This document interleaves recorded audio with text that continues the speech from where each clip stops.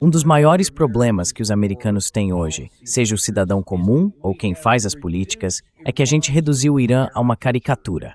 Eles viraram simplesmente o império do mal ressuscitado, tipo a União Soviética no passado. E são vistos como um regime teocrático comandado por ayatolás malucos. É assim que a gente enxerga eles. Nada do que dizem importa. O que importa é só o que nós dizemos. Mas isso é absurdo. Se a gente nem entende o que o outro lado está dizendo, o que eles realmente acreditam, como é que dá para ter uma política que tem alguma chance de dar certo?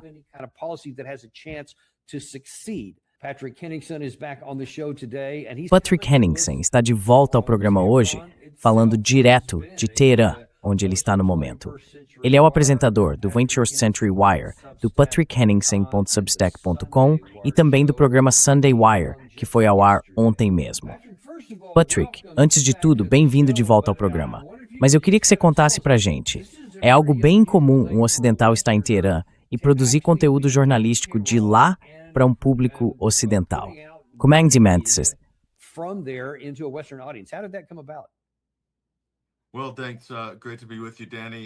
Obrigado, Dani. É ótimo estar aqui com você. Espero que nossa conexão esteja estável e que a gente consiga conversar um pouco. Como todo mundo sabe, a internet aqui pode falhar de vez em quando, mas tomara que agora esteja boa e firme. Eu consegui uma oportunidade de última hora. Pedi minha credencial de imprensa literalmente no último minuto e provavelmente teria sido bom ter mais umas 2 semanas para marcar o voo. Mesmo assim, consegui um dos últimos assentos disponíveis para vir para cá, para o que eu achava que seria um momento histórico, não só para o Irã como país, mas também para toda a região. E eu diria até para o mundo, se a gente pensar na importância do Oriente Médio e da Ásia Ocidental, e em como a dinâmica de poder mudou, alguns diriam até que virou de cabeça para baixo, nos últimos 6 meses. Então estamos falando de um líder que está no poder há 40 anos, uma espécie de padrinho do país e guardião da Revolução Islâmica no Irã.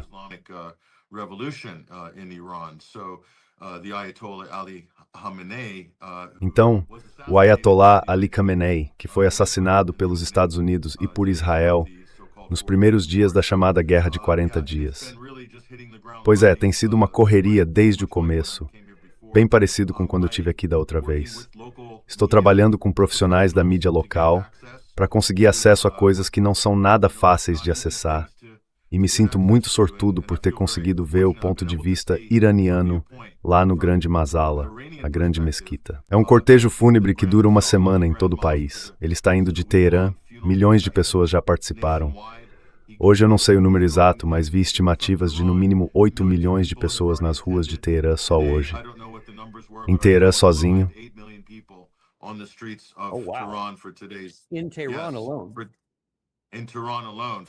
Sim, só em Teherã hoje, durante o cortejo fúnebre. E nos 2 dias anteriores tivemos milhões de pessoas na Grande Mesquita. Eu estive lá, pude acompanhar de perto, bem de perto mesmo, a intensidade daquilo, as emoções misturadas, algo inacreditável. Então é importante. Quero dizer, os americanos precisam entender, e também os europeus e o pessoal do Ocidente, que eles não têm realmente uma noção desse tipo de sociedade, onde o líder, é claro, o líder religioso. Ele também é o comandante em chefe, é também o filósofo, o pensador oficial do país, e de certa forma é como o padrinho dos iranianos. Então há pessoas ali com idades que vão, digamos, do fim dos 20 até meados dos 40 anos.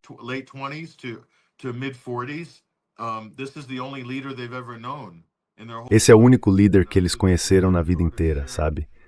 Então isso faz parte da memória coletiva deles. É o tipo de figura que representa o país, mas vai além de uma figura simbólica. Ele era muito ativo em vários níveis da sociedade. E quando essa figura, que faz parte dessa memória compartilhada, morre, o luto também é coletivo. Isso mexeu profundamente com as pessoas aqui, ainda mais com a guerra acontecendo ao fundo. Os Estados Unidos e Israel ainda estão em guerra com o Irã. Então a intensidade de todas essas emoções que as pessoas estão sentindo, o desejo de equilibrar as contas da justiça, para ser bem direto, e de vingar a morte do líder que amavam, tudo isso está muito presente. Agora os americanos precisam entender que essa é uma situação que eles mesmos iniciaram.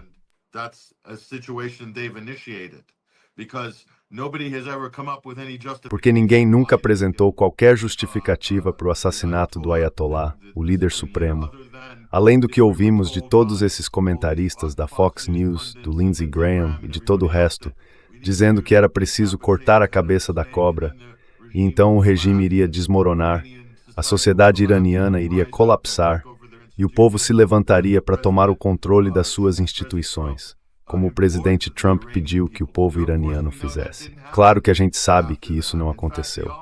Na verdade, aconteceu o contrário. Uma mobilização enorme da sociedade, uma revitalização gigantesca da Revolução Islâmica. O que vimos hoje nas ruas, eu nunca tinha visto nada parecido na minha vida. Eu já estive nas maiores manifestações do mundo, estive na maior manifestação deste país, em fevereiro, no Dia Nacional, e aquilo pareceu pequeno perto do que vimos hoje. Não só em número de pessoas, mas na intensidade.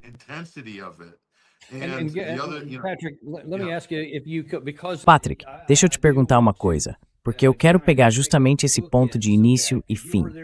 Você estava lá em fevereiro, pouco antes da guerra começar. Naquele momento, quem realmente sabia se ela ia começar mesmo? Eu queria que você descrevesse primeiro o clima das pessoas em fevereiro, comparando com o clima das pessoas hoje. Se der para generalizar.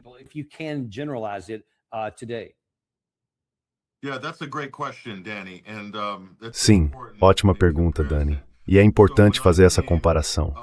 Quando eu cheguei, o país ainda estava saindo de uma onda enorme de distúrbios. E a gente acabou descobrindo, inclusive com a própria admissão do presidente, que estávamos traficando armas para, digamos, manifestantes majoritariamente pacíficos, que estavam incendiando mesquitas, colocando fogo em caminhões de bombeiro e atacando equipes de resgate. Muita gente morreu nesse meio, inclusive vários policiais e outros. Então eu fui para lá para entender melhor o que realmente tinha acontecido, porque eu sabia que tudo aquilo estava sendo usado como justificativa para construir o argumento da guerra, de que o regime era maligno e precisava ser derrubado porque oprimia o próprio povo.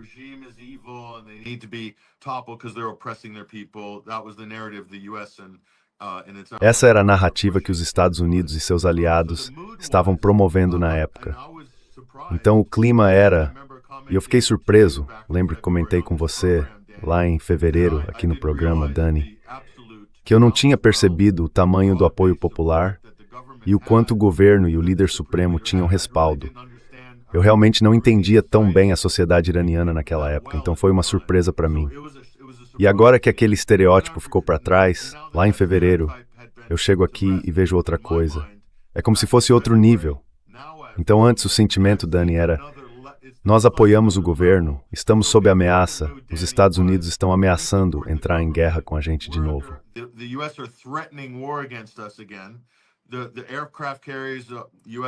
Os porta-aviões, os Estados Unidos e todo o seu poder naval, você deve se lembrar, lá no Golfo de Omã, no Oceano Índico, era uma armada enorme, como os Estados Unidos chamavam na época. E eles estavam prontos e apoiavam o governo, mas as pessoas não entendiam totalmente a brutalidade que os Estados Unidos e Israel eram capazes, até que a guerra de fato começou. Então, agora todos aqueles estereótipos, toda aquela ansiedade, aquela incerteza, agora não há mais dúvida. A postura do Irã está completamente cristalizada, porque eles fizeram algo. Fizeram algo que nenhum outro país no mundo jamais fez.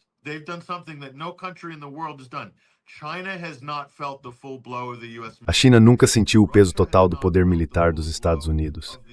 A Rússia também não sentiu o impacto completo das forças americanas e de Israel, dois exércitos convencionais extremamente poderosos, somados às sanções. Mas mesmo só com o aspecto militar, o Irã continua de pé depois de tudo isso. E não apenas de pé, Danny. Eles conseguiram inverter a correlação de forças geopolíticas na região. E tudo isso aconteceu em mais ou menos 5 meses. Se a gente parar para pensar, o Vietcong levou 12, 15 anos para expor as fragilidades da generosidade imperial dos Estados Unidos nos anos 60 e 70. E agora isso aconteceu em 5 semanas, 5 meses.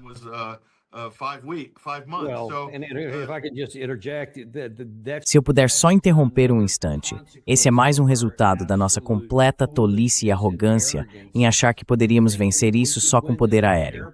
Quando estávamos no Vietnã, tínhamos 500.000 de soldados em solo, no país deles, além da força aérea e todo o resto. E agora, dessa vez, tentamos fazer tudo de forma barata, só com bombas. Só que quando bombas, mísseis e drones não funcionam, você não tem tropas em terra. Então, o que acontece? Você acaba expondo os limites do seu poder e das suas armas, dos seus estoques.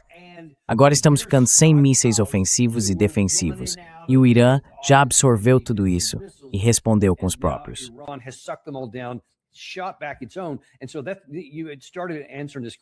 Você já tinha começado a responder essa pergunta, mas até que ponto o povo do Irã, e claro, eu sei que quando a gente fala com pessoas individuais, cada uma tem seu ponto de vista, então é difícil generalizar, mas na medida do possível, eles reconhecem que são de fato os primeiros, desde os norte-vietnamitas, a enfrentar militarmente os Estados Unidos e sair disso de pé. Mesmo o Talibã, eles só resistiram até a gente ir embora. Mas esses caras realmente enfrentaram de frente e a gente não consegue vencer militarmente. Eles têm essa noção. E o que isso gerou?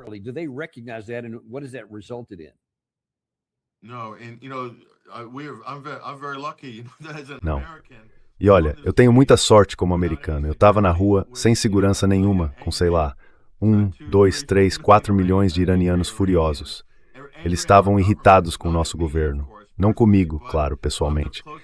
Mas naquele momento, eu era o representante mais próximo dos Estados Unidos na vida deles.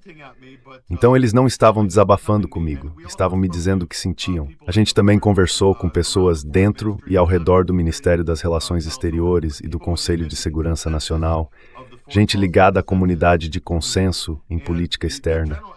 E a atitude geral é que eles não esperam nada dos Estados Unidos em relação ao memorando de entendimento. Nada. Mas o sistema político, o parlamento, o presidente, os departamentos políticos do país vão manter a porta aberta para negociações.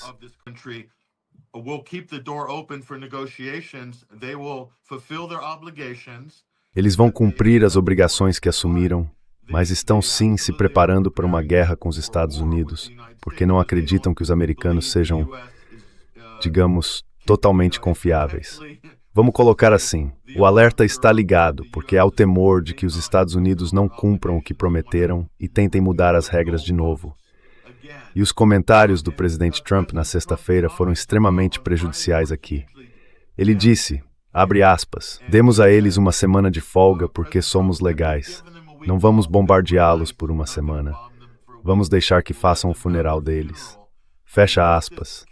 Esse tipo de postura vinda de Washington não impressiona ninguém aqui. Eles não se sentem intimidados, mas estão irritados com isso.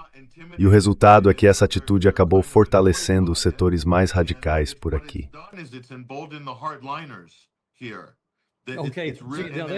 Certo, era exatamente isso que eu ia te perguntar. Foi o que ele disse, antes do funeral e tudo mais. Bom, olha só, faz mais ou menos 3 horas. Então, presidente Trump, me diga, como você acha que isso vai repercutir entre as pessoas com quem você acabou de conversar? Olha, a gente vai vencer de um jeito ou de outro. Ou a gente faz um acordo, ou a gente termina o trabalho, certo? E não vai ser difícil terminar o trabalho. Eu prefiro fazer um acordo, porque não quero afetar 91 milhões de pessoas. A gente pode derrubar as pontes deles em 1 hora. Podemos acabar com o fornecimento de energia, todas aquelas grandes usinas que eles construíram. Grandes, bonitas, modernas, que custaram muito dinheiro. Eles não têm dinheiro agora. A gente não deu dinheiro para eles. Mas podemos destruir as usinas de eletricidade e de geração de energia, eu diria, em uma parte da tarde. Cada usina vai desaparecer. E eles sabem disso. Olha, a gente vai vencer de um jeito ou de outro. Então o que você acha disso? Que a gente vai vencer de um jeito ou de outro? Primeiro, a forma como os iranianos interpretam essa declaração é que o Trump não tem intenção, e o governo dos Estados Unidos também não tem intenção, de cumprir o memorando de entendimento. Caso contrário, eles não estariam fazendo ameaças logo na fase inicial das negociações. E essa é uma postura diplomática profissional. Obviamente não há profissionais da diplomacia em Washington, certo? Porque se houvesse, eles não estariam falando desse jeito antes de terminar a fase 1 de 60 dias. Então o Trump parece estar fazendo de tudo para minar o próprio lado dele nesse memorando de entendimento.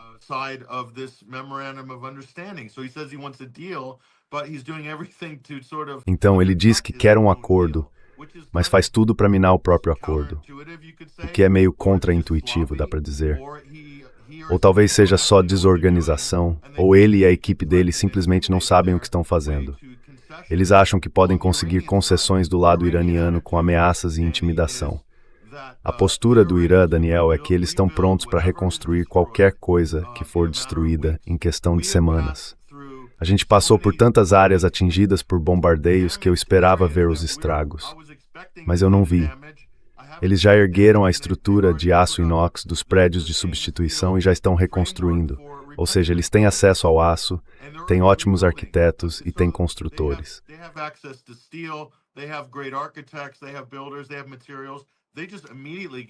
Eles têm os materiais. Eles simplesmente começam a reconstruir na hora. A atitude deles é tipo, podem explodir todas as nossas pontes. A gente vai reconstruir. E provavelmente melhor. É com essa mentalidade que você está lidando aqui. Isso não é um país do terceiro mundo. Não são pessoas que se intimidam facilmente com discurso. Mas os Estados Unidos precisam se perguntar o que estão dispostos a perder. Se forem atacar de novo toda a infraestrutura de energia do Irã, o que estão prontos para perder na região? O que Israel está disposto a perder? Porque eles vão ter perdas. Você conseguiu conversar com algum representante nessa viagem? Sim, em particular. Mas nada em registro oficial até o Fórum de Política Externa amanhã, com o mais alto nível. Então qual é a sua expectativa, ou melhor, seu entendimento, se o presidente Trump realmente cumprir essa ameaça e voltar a bombardear a infraestrutura de energia, de petróleo e tudo mais? Qual seria a resposta do Irã?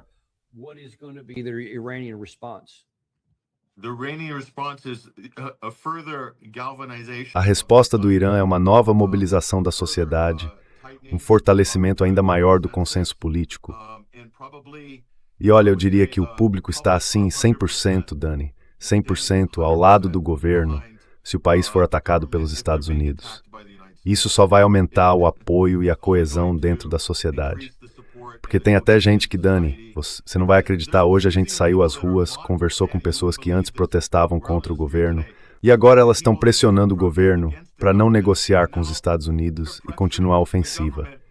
Essas são pessoas que há um ano eram contra o governo.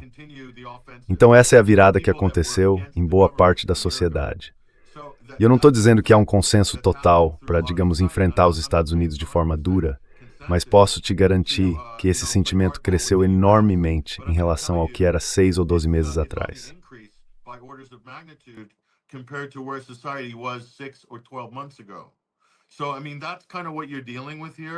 Então, quer dizer, é mais ou menos isso que a gente está lidando aqui.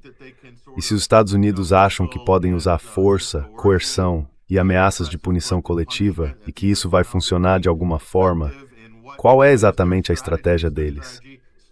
Ainda é mudança de regime? É assim que eles pretendem fazer isso acontecer? Porque se for esse o caso, eu realmente acho que o plano em Washington não está nada pronto. Na verdade, nem pela metade. Então, eu fico curioso para saber qual é a estratégia. Eles desenvolveram alguma desde o mês passado, ou a gente está voltando para o que era antes de 27 de fevereiro? É bem difícil responder essa pergunta agora, com base nessas declarações do presidente.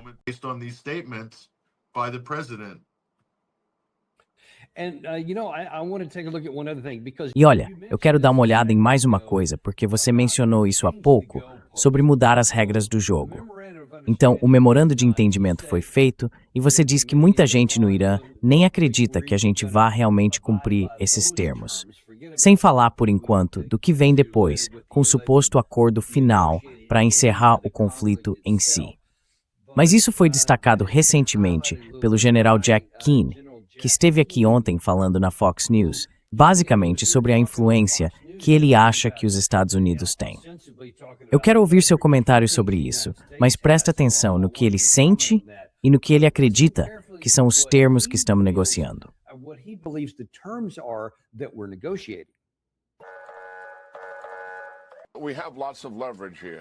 A gente tem bastante poder de influência aqui. Você mencionou uma parte disso: reter o financiamento com base no cumprimento das metas da negociação. E eu acho que esses objetivos são basicamente 3. Você citou um: encerrar de vez o programa nuclear deles. As outras 2 metas são impor restrições aos mísseis balísticos e ao apoio que eles dão a grupos aliados. Olha, eu não acho que tenha nada no memorando de entendimento sobre mísseis de longo alcance ou sobre apoio a grupos aliados, nada disso. E ele está falando como se essas coisas tivessem que ser resolvidas antes de a gente oferecer qualquer coisa, o que definitivamente não faz parte dos termos do acordo. Como é que você vê isso?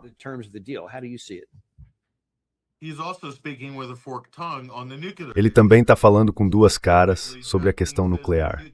Especificamente, o Jack Keane fala em empreendimento nuclear. O que ele está tentando fazer é misturar a energia nuclear civil com a questão nuclear militar, porque eles nunca apresentaram nenhuma prova de que o Irã estivesse desenvolvendo uma arma nuclear. Então, de novo, isso faz parte daquela mesma enganação geral e das manobras de lado que os Estados Unidos continuam fazendo nesses assuntos, para tentar fabricar um tipo de justificativa falsa para a ação que eles já planejam tomar. Mas além disso, você tem razão, Danny.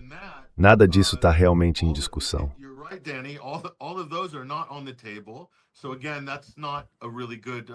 Então, de novo, isso não é realmente tentar chegar a um acordo.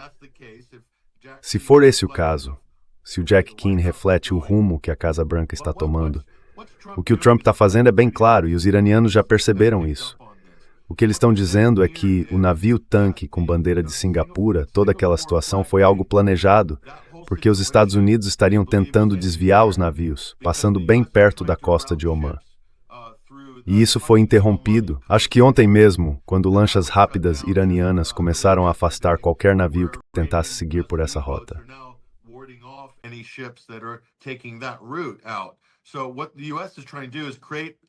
O que os Estados Unidos estão tentando fazer é criar uma provocação para começar, de forma sistemática, a eliminar estações de radar e outros elementos que ajudam no processo de gestão logística.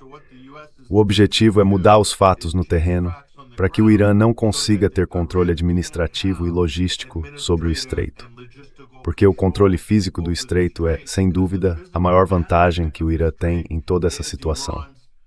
E os Estados Unidos acreditam que podem ir degradando isso aos poucos, de maneira gradual, passo a passo. De novo, é mudar os fatos no terreno, mudar as regras do jogo, alterar as negociações no meio do caminho. Eles sabem que essa é uma estratégia americana. Todo mundo está falando sobre isso.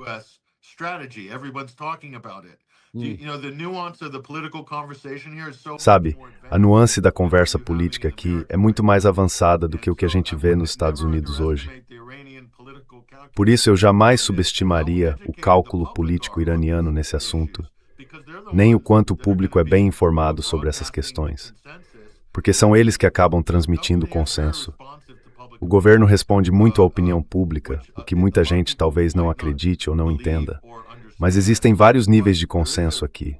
O público, depois o político e o parlamentar e, claro, o conselho de especialistas e o líder supremo também.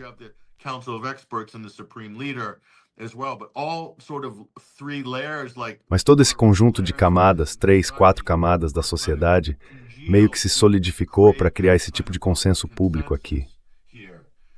E quanto mais os Estados Unidos continuam nesse caminho errático, caótico, com essas pseudo-negociações, com cada vez menos cartas para jogar no campo militar, cada vez menos mesmo, Daniel. Olha a situação na região. Qual é a posição dos Estados Unidos agora comparada com 6 meses atrás? Está muito mais fraca. Todo mundo sabe disso. Mas eu acho que em Washington ainda não receberam esse recado.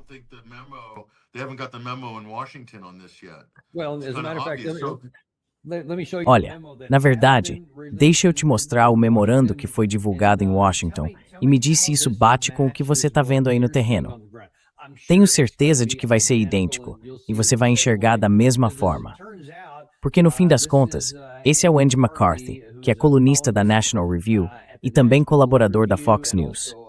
E ele diz que as ambições hegemônicas de Teherã e o anti-americanismo enraizado tornam qualquer negociação com o regime inútil. Segundo ele, os agentes do regime são doutrinados no conceito jihadista de guerra como forma de engano.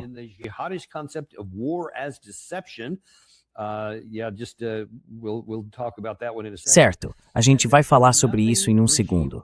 Então, nada do que os operativos do regime dizem, não sei por que eles não dizem, autoridades do governo, mas enfim, nada do que eles dizem nas negociações é confiável. E por isso, nada do que eles assinam por escrito, como o memorando do Trump, vale o papel em que está escrito. Essas ambições hegemônicas, e sabe, como Jack Keeney costuma dizer várias vezes, esses nazistas religiosos, desculpa, isso é o Lindsey Graham, nazistas religiosos e tudo mais. Então, como é que isso se encaixa com o que você realmente vê lá no terreno? How does that match with what you actually see on the ground? Look, it's a bit rich.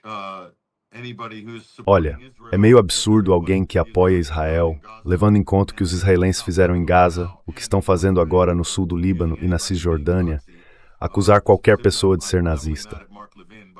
E para deixar claro, estou falando diretamente do Mark Levin. Mas veja de novo, isso mostra a falta de compreensão, Dani. A subestimação profunda, a falta real de entendimento sobre como a economia política funciona aqui. Não dá para separar o lado religioso, o moral, o ético, das posições que esse governo em Teherã assume em relação a temas como a Palestina. Isso não é só discurso. Eles realmente acreditam nesses princípios.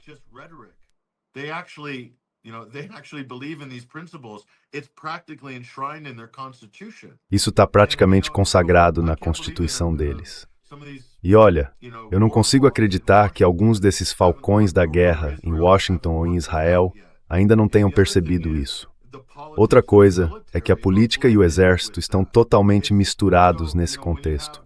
Então, quando você tem questões de fé e de proteção aos muçulmanos que estão sendo perseguidos na Palestina, e também aos cristãos, aliás, isso faz parte do problema com o Irã.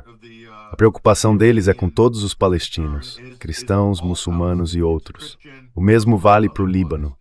Então é uma posição muito concreta e eles colocaram isso bem no centro das condições para qualquer acordo negociado.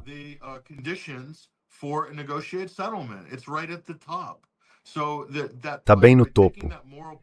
Então, ao assumir essa posição moral e com a dissuasão militar, que eles mostraram ser realmente confiável para sustentar isso, você tem a dimensão militar. Depois vem a dimensão política e geopolítica, que eles estão exercendo em relação aos vizinhos do Golfo. Eles transformaram completamente a relação com muitos desses países do Golfo. Quer dizer, os sauditas mandaram uma delegação para o funeral do líder supremo.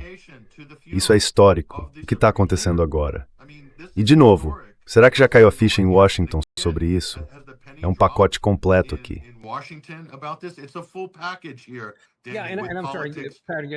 Sim, desculpa te interromper, mas isso é algo que eu realmente não quero esquecer. Qual é o significado de uma delegação saudita?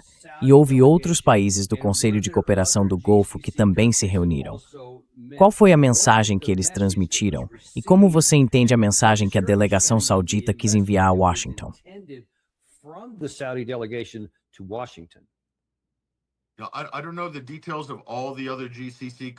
Eu não conheço os detalhes de todos os outros países do Conselho de Cooperação do Golfo, mas o fato de haver representantes da Arábia Saudita é o mais importante.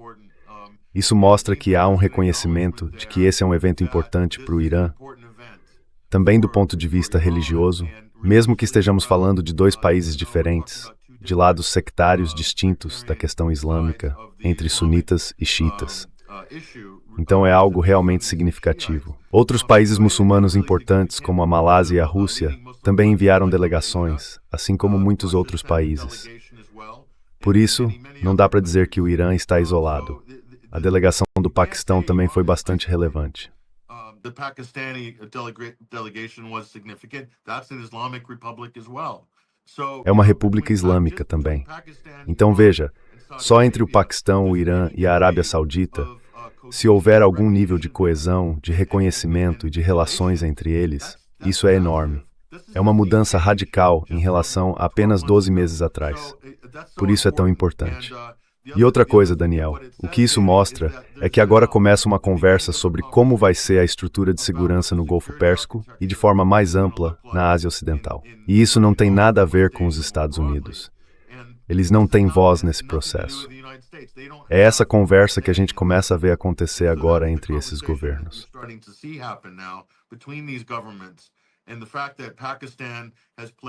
E o fato de o Paquistão ter desempenhado um papel tão importante na mediação com os Estados Unidos, na minha opinião, diz muita coisa. E todo mundo sabe o quão próxima é a relação entre Islamabad e Riad. É uma relação muito próxima, muito firme e cooperativa entre esses dois países. Então, quando você coloca o Irã nessa equação, o cenário muda bastante. Pode ser um rumo bem diferente para o qual a região está caminhando. Não há futuro para os Estados Unidos na região, atuando como sabotador, como segurança de boate, ou como cão de ataque em nome de Israel, ou no caso de Israel, como cão de ataque em nome dos Estados Unidos. Esses tempos estão chegando ao fim.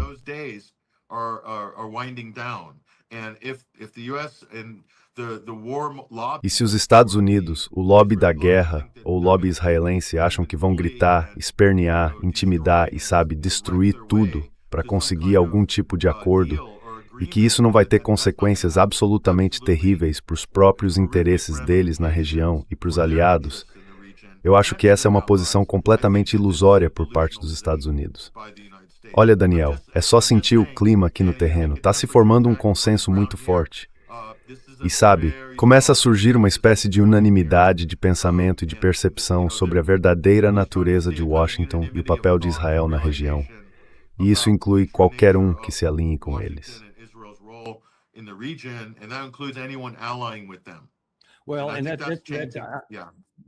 Bom, e eu quero falar sobre isso também, porque tem algumas coisas que saíram nas notícias nos últimos dias, tanto aqui nos Estados Unidos quanto em Israel, que estão ligadas à Arábia Saudita. Então a Arábia Saudita foi lá e enviou uma delegação, o que obviamente não deixou ninguém em Washington muito feliz. Mas a Arábia Saudita também entra nessa história, porque Israel disse, e o presidente Trump também, antes de toda essa loucura que a gente começou, que os acordos de Abraão eram um grande avanço. Agora, acho que você já tem uma boa ideia de qual é a posição da Arábia Saudita. Mas olha só o que o Benjamin Netanyahu disse na Fox News sobre como as coisas estão indo bem.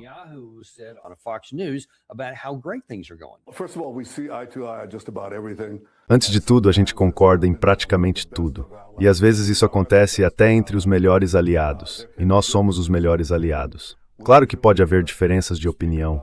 Normalmente a gente fala sobre isso abertamente. Dá para imaginar que o presidente tem o jeito dele de se expressar e eu tenho o meu. Mas somos, enfim, aliados. Eu gostaria de ver a paz com o Líbano avançar, assim como avançamos juntos, o presidente Trump e eu, com os acordos de Abraão, que trouxeram 4 acordos de paz que ninguém acreditava que seriam possíveis. Nós conseguimos isso juntos. E eu acho que o fato de termos basicamente pressionado o regime iraniano, de termos enfraquecido ele de forma significativa, abre caminho para outros acordos de paz. Então, o Irã levou uma pancada e por isso está basicamente fora do jogo. Os acordos de Abraão são ótimos, porque ninguém achava que a gente conseguiria fazer isso. E agora estamos alinhados com os Estados Unidos. O que poderia dar errado?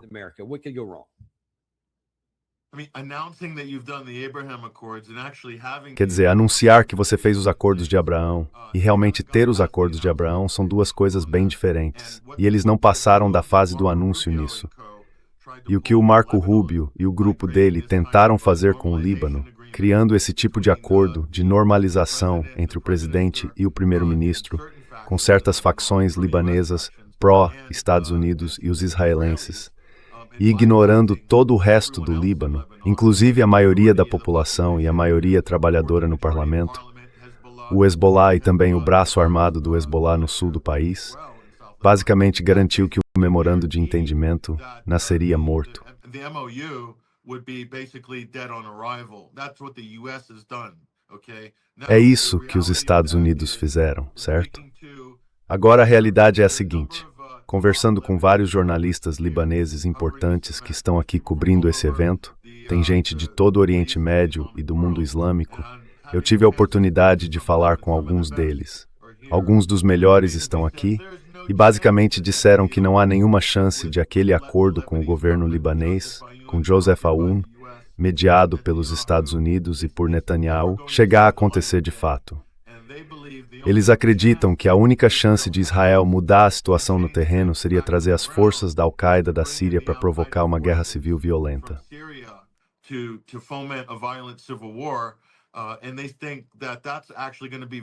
E eles acham que isso vai ser muito difícil e pode acabar saindo pela culatra, especialmente para um regime sírio que hoje é muito fraco, liderado pelo Al-Julani, ou como ele é chamado agora, Presidente Julani. Então há todo tipo de problema com essa estratégia que os Estados Unidos estão tentando com o Líbano. Mas o que o Netanyahu está falando, afinal? Que acordos de Abraão... Quer dizer, eu sei que o Jared Kushner fez uma apresentação em PowerPoint há alguns anos. Foi bem impressionante. Mas o que aconteceu depois? Bom, aconteceu o 7 de outubro, e aquilo foi na prática o fim dos acordos de Abraão. Depois veio a Guerra de 40 dias. E aí sim, foi realmente o fim dos acordos de Abraão.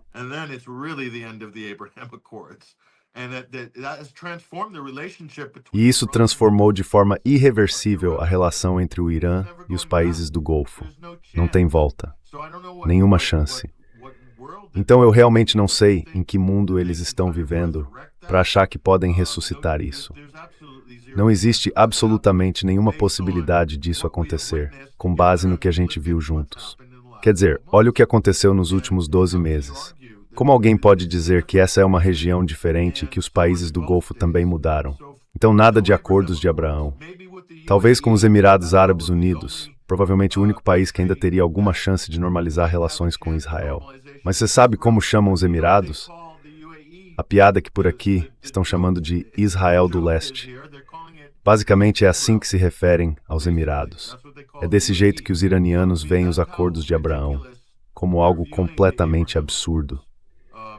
E eu acho que o mesmo vale para o Iraque, e provavelmente até para o Egito também.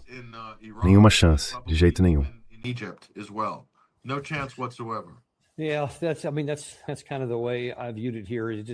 Quer dizer, foi mais ou menos assim que eu vi a situação. Parece algo de bom senso, mas esse bom senso não parece tão comum entre os seguidores fiéis do presidente Trump e do Benjamin Netanyahu.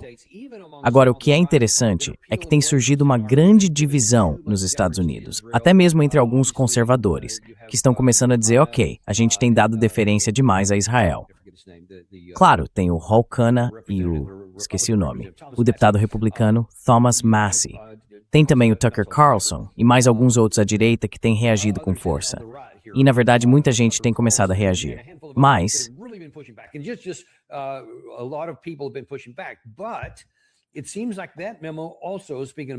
parece que esse memorando também, falando em memorandos que não chegam ao destino, não chegou à elite. Porque eles ainda parecem agir como se tudo estivesse bem e como se todo mundo ainda amasse Israel, não importa o que façam. E eu achei isso bem interessante. O presidente Trump postou isso hoje de manhã. Ele disse, Hillary Clinton rompe com os críticos democratas ao apoiar o plano de Trump para Gaza, chamando de o único jogo na cidade. E de fato, foi o que ela fez. Ela publicou um artigo de opinião em que realmente disse isso. Então a gente tem essa situação curiosa, de Trump e Hillary Clinton juntos, dizendo que sim, o único jogo na cidade é o que os Estados Unidos e Israel estão fazendo em Gaza. E eu queria saber o que você acha disso. Será que esse é mesmo o único jogo na cidade em relação a Gaza?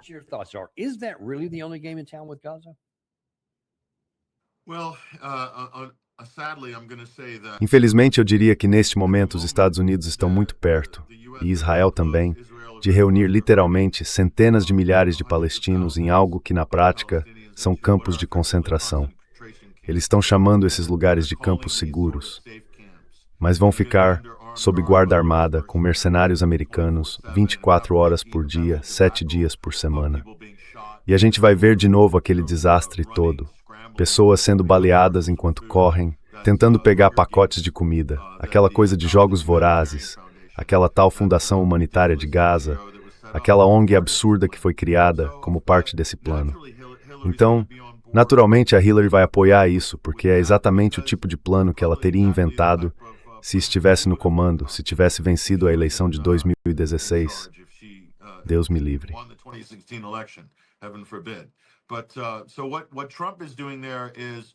O que o Trump está fazendo ali é tentar vender isso como se fosse algum tipo de solução. Mas na realidade é um fracasso completo, se a gente comparar com a situação de 2 anos atrás, logo quando ele assumiu a presidência.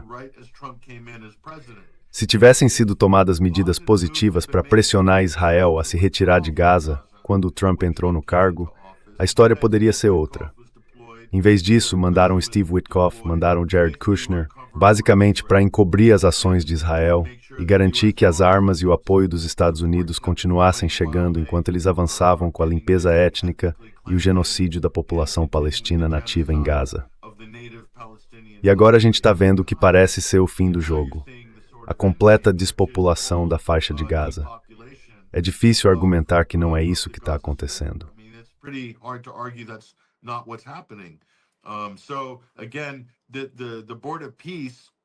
Então, de novo, o Conselho da Paz foi uma espécie de iniciativa quase privatizada, criada para contornar uma série de resoluções do Conselho de Segurança da ONU sobre a ocupação ilegal de Gaza por Israel, e o fato de que eles mantêm um cerco contra uma população que já vive sob enorme pressão, o que é um crime de guerra do mais alto nível. É isso que eles estão administrando, e ainda tentam vender como uma vitória. Mas tudo que isso faz é fortalecer o governo iraniano, reforçando o argumento que o Irã vem apresentando para a região, para o mundo e também para os seus aliados, o que eles chamam de seus proxies. E eu vou repetir, o Hezbollah não é um proxy do Irã. Eles são aliados do Irã. Isso é certo. Recebem apoio do Irã há anos, mas não são um proxy. O Hezbollah é sem dúvida uma organização baseada no Líbano. Isso é um fato. E os grupos aliados no Iraque são iraquianos.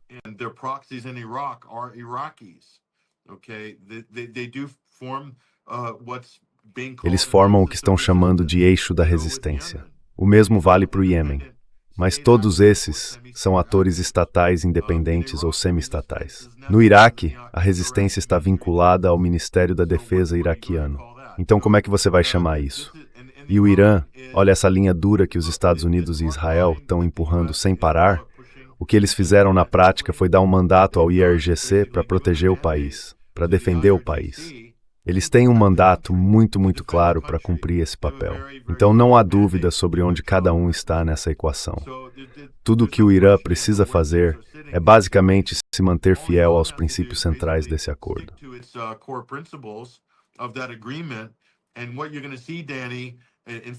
E o que você vai ver, Dani, na verdade já está vendo, é que outros países da região estão começando a se alinhar à posição do Irã.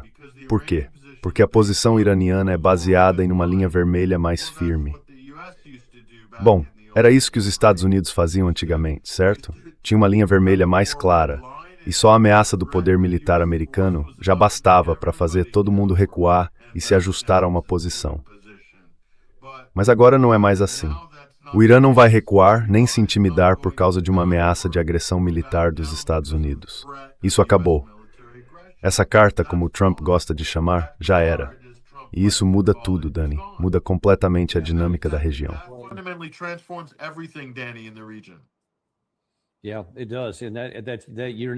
Sim, é isso mesmo. E você nunca mais vai poder usar essa carta. Acabou.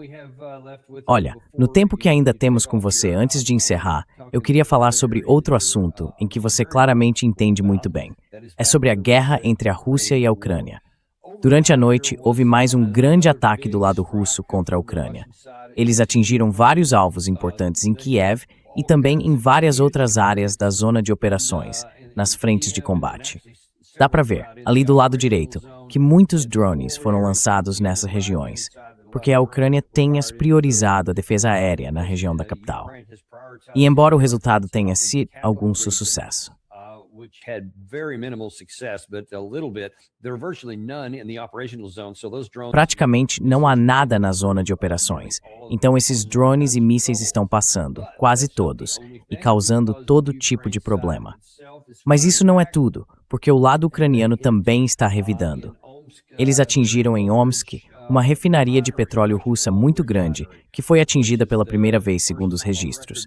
Ficava a mais de 3.000 quilômetros de distância. Isso está gerando problemas sérios para a Rússia.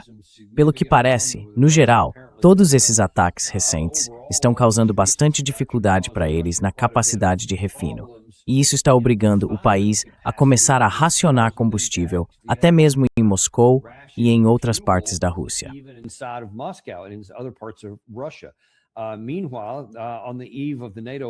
Enquanto isso, na véspera da reunião da OTAN, acho que começa amanhã, a Ucrânia está dizendo: "Ei, a gente precisa de mais sistemas Patriot. Não mandem só em 2027, que é quando, pelo que parece, alguns contratos estão previstos. Eles querem um monte agora." Claro, isso não vai fazer tanta diferença assim, mas é o que eles estão tentando dizer. E por fim, o presidente Trump está dizendo: "Olha, no ano passado eu consegui que a OTAN fizesse promessas de gasto, e agora vou tentar fazer com que elas sejam cumpridas."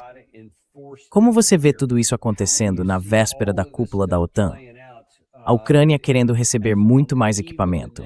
O Trump querendo dizer à OTAN: "Me deem mais dinheiro" ou "gastem mais dinheiro", e ao mesmo tempo, Rússia e Ucrânia continuam trocando ataques na área de energia.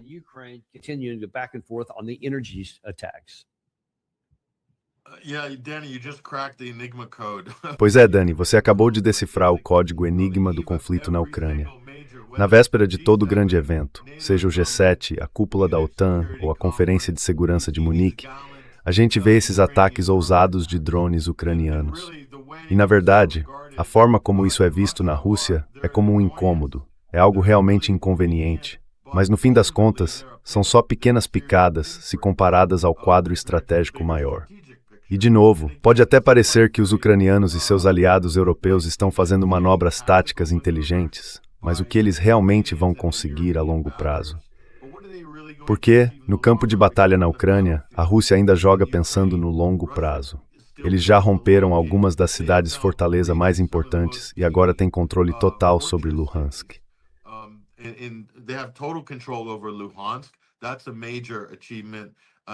Isso é uma grande conquista e também um dos principais objetivos iniciais da operação militar original.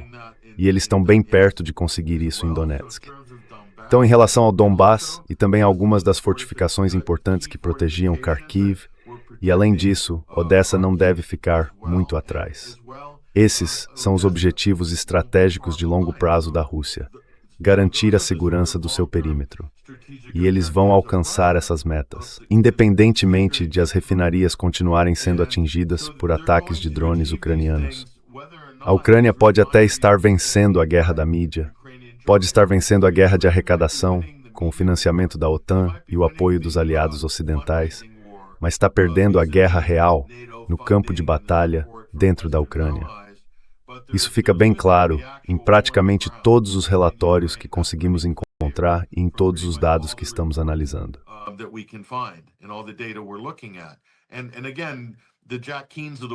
E de novo, os Jack Keanes do mundo vão lá na Fox e começam a falar dizendo: "Olha só quanto tempo a Rússia está levando para conquistar um território tão pequeno. Devem ser ineficientes, Putin está por um fio, a Rússia está de joelhos." Bom, um pouco de bom senso, né? Tá claro que existe um processo de construção nacional acontecendo do lado russo. Eles estão retomando a histórica Novorossia, que praticamente coincide com o mapa eleitoral ucraniano, onde os falantes de russo costumam votar em candidatos pró-Rússia. E eles planejam governar essas áreas. Agora, Danny, como especialista militar que você sabe que se a intenção é conquistar e manter território, a última coisa que se quer fazer é matar civis nessas regiões.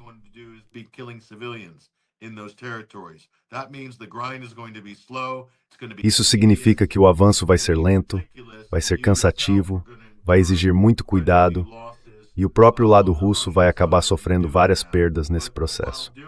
Mas enquanto fazem isso, eles também estão eliminando grandes quantidades de batalhões ucranianos e superando muitas das táticas que a Ucrânia vem usando contra a Rússia nos últimos 4 anos. Eu não estou dizendo que isso é bonito, nem que essa é uma guerra limpa para qualquer um dos lados. Mas está muito claro qual é a estratégia russa. O que eu não tenho tanta certeza é qual é a estratégia ucraniana, ou a dos Estados Unidos, ou a da Europa, nesse sentido.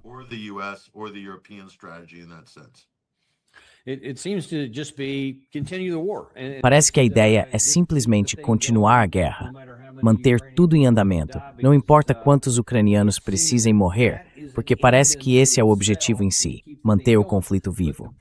Mas o problema é que tem havido um número crescente de declarações, de irritação e de frustração, se não de raiva aberta, do lado russo, por causa de ataques como esse, que agora afetam diretamente a população. Eu acho que existe uma esperança meio fantasiosa no Ocidente, de que essa irritação com o Putin possa se transformar em pessoas se voltando contra ele e dizendo, olha, acaba logo com a guerra. Você vê alguma chance real disso acontecer?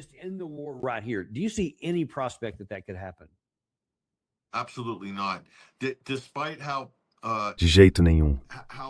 Apesar de o conflito ser doloroso e desconfortável para muitos russos, e vamos ser sinceros, é mesmo, a grande maioria da população russa apoia totalmente o governo. Eles sabem, assim como os iranianos sabem, que isso faz parte de algo muito maior. É uma ameaça existencial para a Rússia. A expansão da OTAN, a transformação da Ucrânia em arma, toda a divisão que o Ocidente tenta criar entre ucranianos e russos. Da mesma forma, os iranianos também entendem muito bem que isso é uma tentativa existencial de eliminar qualquer resistência à hegemonia dos Estados Unidos ou de Israel no Oriente Médio. E o mesmo vale para a Europa Oriental e para toda essa frente. Todo mundo sabe disso, e é por isso que o apoio, um apoio profundo, existe.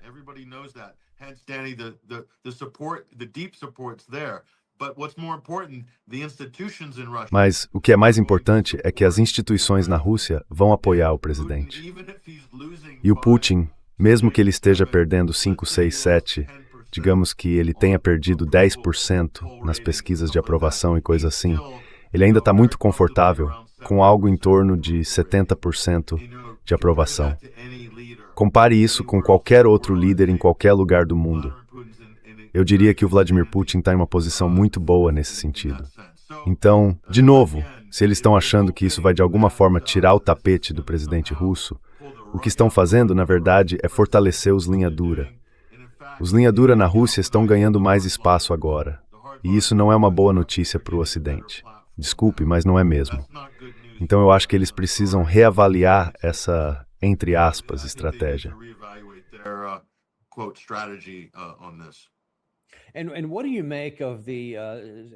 E o que você acha disso?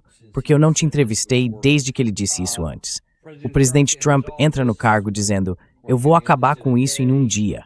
Aí depois virou, bom, 100 dias e um monte de coisas. Em Anchorage, parecia que, olha, talvez a gente estivesse fazendo algum progresso, sei lá. As coisas foram se arrastando e, de repente, basicamente, a gente simplesmente desistiu e parou até de tentar. Ficou tudo em silêncio por um bom tempo. Aí, de repente, acho que foi no dia 1º de junho, a Casa Branca anuncia um novo pacote de armas e apoio para a Ucrânia, de 8 bilhões de dólares.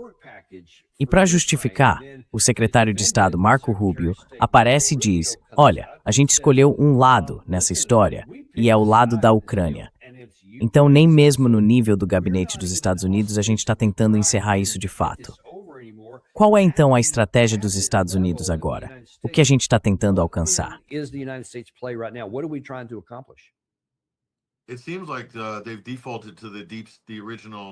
Parece que eles voltaram para aquela posição original do chamado Estado Profundo. E como sempre, Washington oficial vence de novo. Dani, eles continuam invictos, o Washington oficial. Passam vários presidentes, campanhas, partidos diferentes, mas o Estado Profundo continua jogando essa partida perfeita que já dura faz tempo, pelo menos nos últimos 5 ou 6 governos americanos. Então, mais uma vez, é a velha história.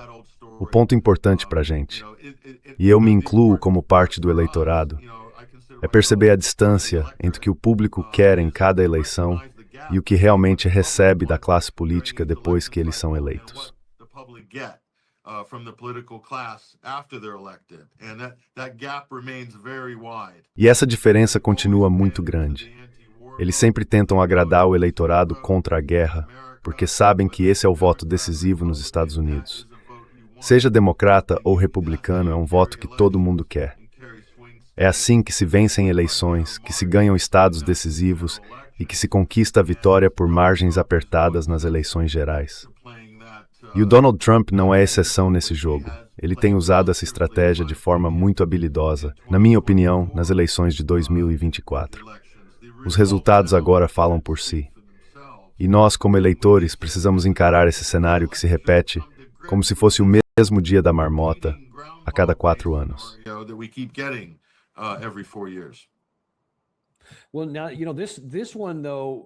Olha, essa situação agora pode ter consequências ainda mais sérias do que a nossa falta de firmeza no Oriente Médio.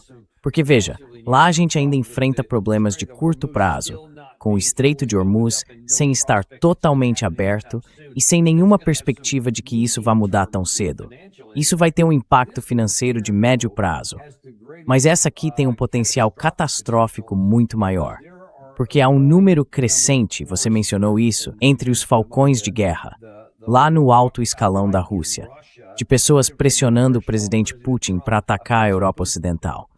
Eles dizem que estão cansados de permitir que os países ocidentais usem o espaço aéreo deles, usem a inteligência, os sistemas de mira, a capacidade de produção e por aí vai, para apoiar coisas que acabam sendo usadas contra cidades russas e tudo mais.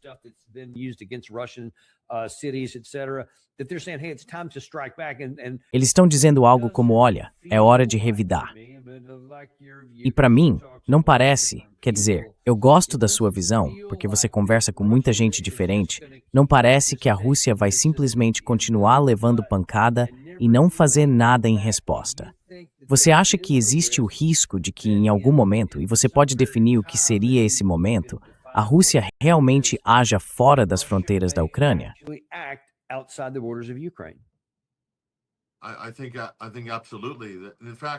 Acho que sim, com certeza. Na verdade, se tem algo se desenvolvendo em relação à pressão política dentro da Rússia com essa conversa, é que os linha dura estão basicamente dizendo que o país vai perder sua capacidade real de dissuasão se continuar permitindo esses ataques vindos do que chamam de procurador da OTAN. E esse procurador é a Ucrânia. Eles estão sendo armados até os dentes pelos países da Europa Ocidental e pelos membros da OTAN nos Estados Unidos. E estão usando essas armas para matar russos. A Rússia não está usando ninguém para matar europeus no Ocidente. Então essa equação está ficando muito desconfortável e muito desequilibrada. E é quase como se estivesse provocando a Rússia a ir direto à raiz do que eles veem como um problema existencial. Uma ameaça não só à segurança nacional, mas à própria existência do país.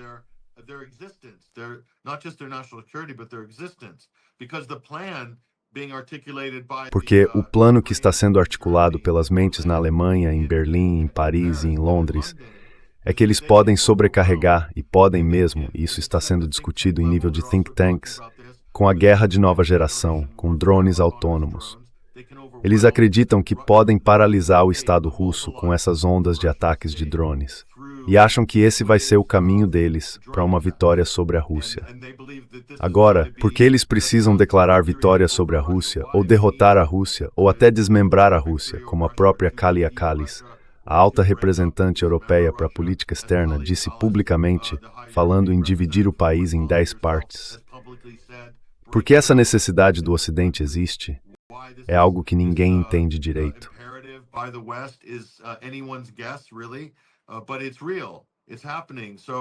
Mas é real, está acontecendo. Então a Rússia está observando a situação do Irã. E o Irã lidou com isso bem rápido, atacando bases e instalações dos Estados Unidos. Os tipos de ameaças que estavam atingindo o Irã vinham de forças ligadas aos Estados Unidos ou de posições americanas na região. E o que aconteceu com os países do Golfo? Basicamente, eles acabaram cedendo ao Irã. Então a Rússia olha para isso e pensa: o que os europeus realmente vão fazer se a gente demonstrar algum tipo de dissuasão em solo europeu? Eles vão mesmo escalar o conflito? Os Estados Unidos vão de fato ajudar? Ou vai haver um tipo de pânico na Europa, algo como é que a gente chegou até aqui? Eu acho que se isso acontecer, vai haver uma crise política na Europa.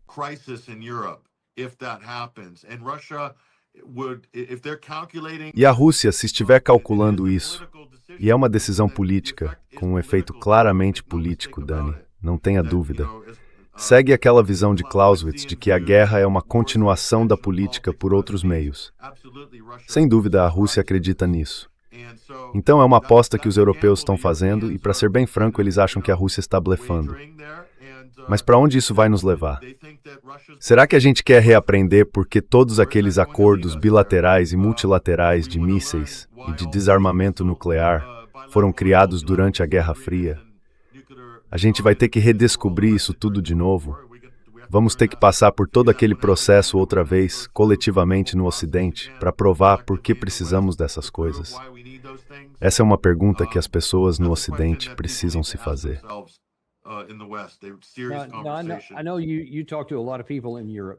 Eu sei que você conversa com muita gente na Europa, tanto no Reino Unido quanto em outros países. Me parece que, pelo menos entre as elites que estão no poder nesses países europeus, e para ser sincero, já quase não faço exceção para ninguém, eles realmente acreditam que a Rússia está só blefando, que não existem linhas vermelhas. Que enquanto não houver, digamos, um caça francês disparando um míssil diretamente contra a Rússia, enquanto houver uma espécie de negação plausível ou uma distância entre as ações, tipo eles entregam o míssil para a Ucrânia dispara, eles acham que isso é como um passe livre, que não precisam se preocupar.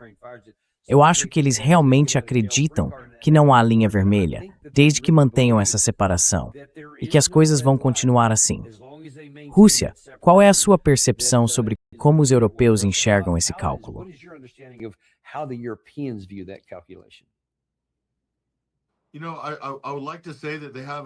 Eu gostaria de dizer que eles têm uma posição independente sobre isso, Dani, mas isso volta à questão dos Estados Unidos nessa história.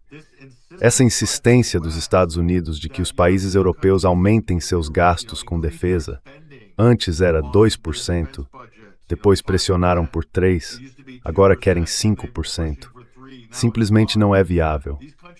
Esses países não têm condições de gastar esse tipo de dinheiro em defesa, quando é justamente a postura provocadora dos Estados Unidos e de alguns governos europeus que cria a ameaça contra a qual eles dizem precisar se defender. Então, toda essa encenação, esse tipo de pantomima maniqueísta que foi construída aqui, na minha opinião, é muito impulsionada pelos Estados Unidos, para ser bem franco. Porque para mim a solução mais barata, mais racional e mais próspera seria buscar negociações diplomáticas.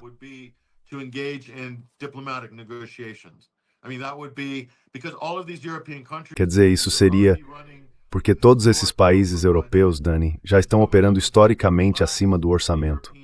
E alguns deles tiveram que afrouxar as medidas de segurança fiscal da União Europeia, aquelas que servem para aprovar os orçamentos de cada Estado-membro.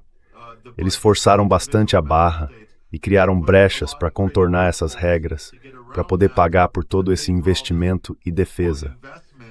Só que isso não é realmente sustentável e vai gerar pressões inflacionárias que já são um problema em praticamente todos esses países europeus.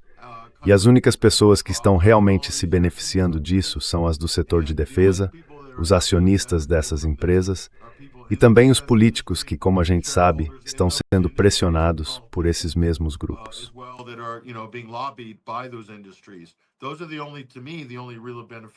Para mim, esses são os únicos que realmente se beneficiam com isso. Do ponto de vista do público, estão cortando serviços. O preço da energia e da eletricidade está disparando. Está ficando impossível de pagar, de verdade. Luz e gás estão caríssimos. Na Europa, falo por experiência própria, você ficaria chocado com o que a gente está pagando agora. E tem muita exploração acontecendo em toda a Europa.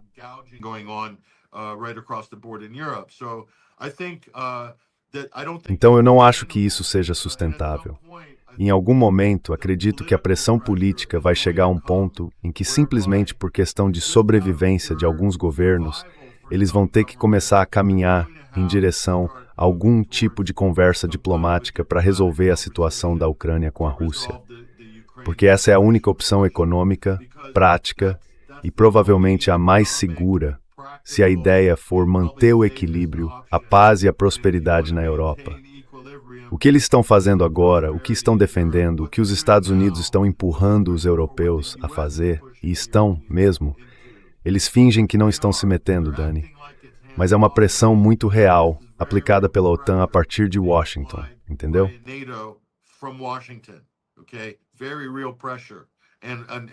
Uma pressão muito real. E muitos desses são tipos bajuladores, como Mark Rutte, ocupando vários cargos de decisão na Europa. E esse é justamente o problema.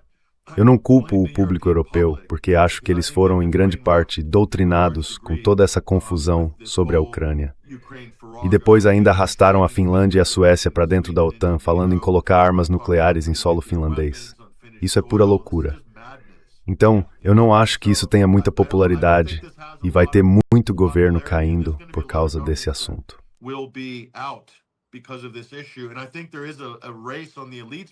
E eu acho que há uma corrida por parte das elites para escalar isso até o ponto de transformar em uma crise militar ou num impasse ou alguma coisa assim, para reacender uma nova Guerra Fria mais intensa e depois recuar. Eu realmente não sei qual é a estratégia. Talvez a Europa tenha simplesmente esquecido a devastação das duas guerras mundiais no próprio território europeu. Talvez precise aprender essa lição de novo. Espero muito que não seja esse o caso. Mas, Dani, há pressão vindo de Washington. Washington ainda poderia encerrar isso em 24 horas, mas não tem vontade política nem interesse em fazer isso. A gente precisa se perguntar por quê.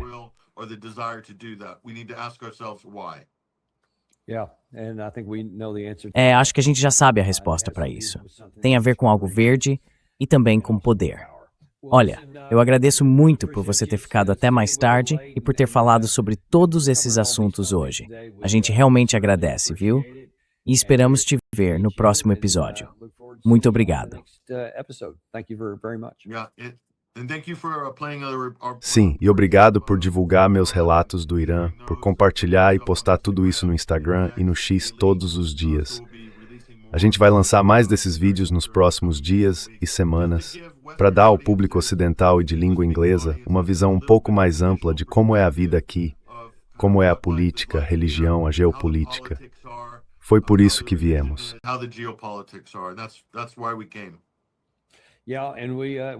A gente é bem fã disso. E esse é um dos motivos de ter você aqui no programa. A gente sempre recomenda que o pessoal continue te acompanhando para saber mais, tanto no X quanto no 20th Century Wire. Muito obrigado. Valeu, Daniel. Olha, eu não estou aqui para te convencer a comprar ouro, nem para dizer como você deve cuidar da sua carteira de ações. Mas tem uma forma de você nos ajudar. Se inscreve no canal, deixa o like e compartilha isso com alguém que você gosta.